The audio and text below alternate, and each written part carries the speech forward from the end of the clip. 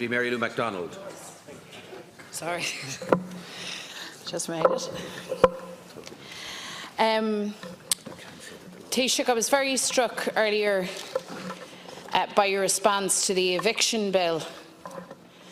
I was struck by, frankly, the coldness of your response.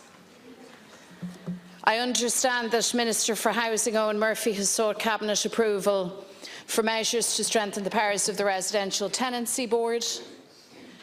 We welcome the proposed extension of notice to quit periods, but you need to understand that this measure will prove fruitless unless the legislation contains the Focus Ireland anti-homeless amendment to end evictions of tenants by buy-to-let properties being sold or repossessed.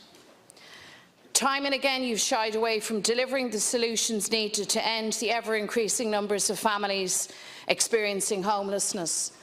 Despite the tea and sympathy approach that you take, these are real people, Taoiseach.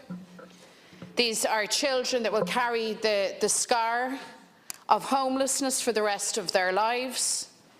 Today we learn that homeless families currently living in hotels are to be unceremoniously kicked out for Christmas Eve and Christmas Day. I raised this issue with you before and you told me that it wouldn't happen. Not to be panicking, you cited, I think, the papal visit and other occasions. Well, it is happening. And today Elaine Wall bravely spoke up for her 3 children. I hope you have heard her. So, Taoiseach, how many families will be affected by the closure of hotels over Christmas, and what measures have you and the Minister for Housing put in place to make sure these children have somewhere to sleep at Christmas time? Taoiseach. This isn't a matter for province legislation or a programme for government, but if the Deputy wants to put down a topical issue or a special notice question to the Minister for Housing, I'm sure he'd be happy to come into the chamber and answer your questions. Thank you very much.